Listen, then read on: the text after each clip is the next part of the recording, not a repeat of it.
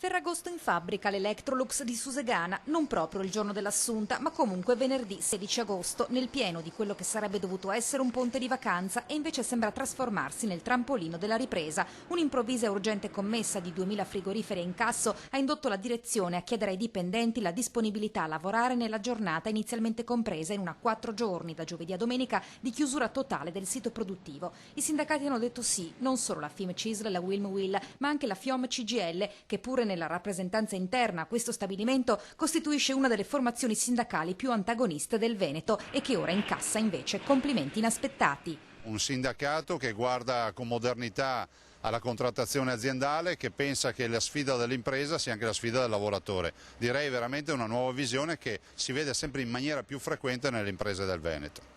Evidentemente non è più tempo per certi tabù, tanto più in aziende come questa, che ad aprile era ricorsa ai contratti di solidarietà, salvo poi sospenderli a giugno per far fronte a ordinativi crescenti, ragione che fra luglio e agosto sta comportando pure 6 sabati di straordinario. Contenti? Sì.